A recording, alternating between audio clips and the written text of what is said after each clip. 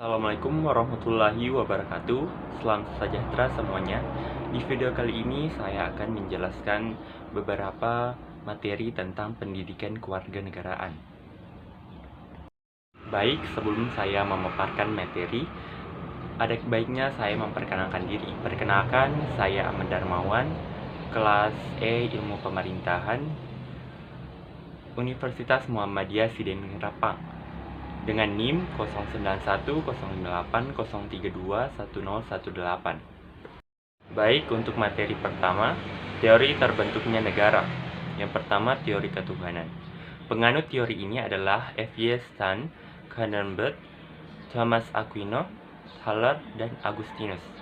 Lewat teori ini, para ahli berpendapat bahwa segala sesuatu terjadi atas kehendak Tuhan. Terbentuknya suatu negara juga bisa terjadi atas kehendak Tuhan. Bukti nyata teori ini dapat dilihat dalam kalimat by the grace of God, dengan rahmat Tuhan, pada Undang-Undang Dasar suatu negara, seperti pembukaan Undang-Undang 1945. Yang kedua, teori kekuasaan. Nah, yang ini beda dengan teori pertama. Kalau menurut para ahli yang mendukung hal ini, negara bisa terbentuk karena adanya kekuasaan. Kekuasaan berarti perjuangan hidup yang terkuat memaksakan kemauannya kepada yang lemah. Kekuasaan yang dimaksud ada dua, yaitu fisik dan ekonomi. Yang ketiga, teori perjanjian. Menurut teori ini, negara bisa ada karena perjanjian masyarakat. Semua warga mengadakan perjanjian untuk mendirikan suatu organisasi yang melindungi dan menjamin kelangsungan hidup bersama. Enggak ada paksaan untuk bernegara dalam teori ini. Penganut teori ini adalah Thomas Hobbes, John Locke, dan Montesquieu. Selanjutnya yang keempat, teori hukum alam. Pada teori ini, negara dianggap terjadi karena faktor alamiah, sama seperti waktu seseorang lahir atau meninggal. Negara terjadi secara alamiah dengan bersumber dari masyarakat sebagai makhluk sosial yang memiliki kecenderungan berkumpul dan saling berhubungan untuk mencapai kebutuhan hidupnya. Penganut teori ini adalah Plato, Aristoteles, Augustinus, dan Thomas Aquino. Selanjutnya yang kelima, teori kedaulatan. Ada dua subteori yang berhubungan dengan kedaulatan, yaitu teori kedaulatan negara, yaitu negara memegang kekuasaan tertinggi untuk menciptakan hukum demi mengatur kepentingan rakyat. Penganut teori ini adalah Paul Laban dan Jelinek. Yang kedua, teori kedaulatan hukum, yaitu hukum memegang peranan tertinggi dan kedudukannya lebih tinggi dari negara. Penganut teori ini adalah Krabbe. Materi selanjutnya, sifat-sifat negara. Yang pertama, sifat memaksa. Sifat negara yang pertama adalah bersifat memaksa. Negara berhak untuk menggunakan paksaan agar seluruh komponen bangsa mematuhi aturan dan undang-undang yang berlaku. Tanpa adanya sifat paksaan ini, maka akan ada banyak warga yang bertindak sewenang-wenang dan tidak menjalankan aturan hingga menciptakan kekacauan. Yang kedua, sifat monopoli. Negara juga memiliki sifat monopoli. Maksud dari sifat ini adalah semua hal yang penting bagi negara dan yang menguasai hajat hidup orang banyak dikuasai dan dikendalikan oleh negara.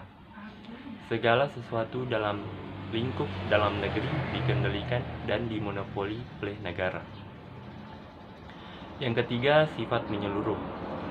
Sifat negara yang terakhir adalah sifat menyeluruh atau mencakup semuanya. Negara berhak dan wajib untuk mengatur semua warga negaranya tanpa membeda-bedakan satu sama lain. Dengan kata lain, semua peraturan dan perundang-undangan berlaku bagi seluruh warga negara tanpa terkecuali. Selanjutnya, unsur negara. Yang pertama, penduduk. Yang kedua, wilayah. Yang ketiga, pemerintah. Yang keempat, kedaulatan. Pengertian bangsa adalah suatu kelompok manusia yang memiliki identitas bersama dan mempunyai kesamaan bahasa, ideologi, budaya, sejarah, dan tujuan. Selanjutnya, pengertian warga negara. Warga negara adalah warga suatu negara yang ditetapkan berdasarkan peraturan perundang-undangan. Yang kemudian, penduduk. Penduduk merupakan masyarakat yang bertempat tinggal dan menetap di wilayah negara Indonesia. Kemudian rakyat. Rakyat adalah bagian dari suatu negara atau unsur penting dari suatu pemerintah. Rakyat terdiri dari beberapa orang yang mempunyai ideologi yang sama dan tinggal di daerah atau pemerintahan yang sama dan mempunyai hak dan kewajiban yang sama, yaitu untuk membela negaranya bila diperlukan. Selanjutnya, asas kewarganegaraan Indonesia. Yang pertama, asas ius sanguinis, keturunan. Yang kedua, asas ius soli, tempat lahir. Yang ketiga, asas kewarganegaraan terbatas. Yang keempat, asas kewarganegaraan tunggal. Selanjutnya, hak dan kewajiban warga negara Indonesia. Dengan Undang-Undang 1945, hak dan kewajiban telah dicantumkan dalam Undang-Undang 1945 pasal 26, 27, 28, dan 30.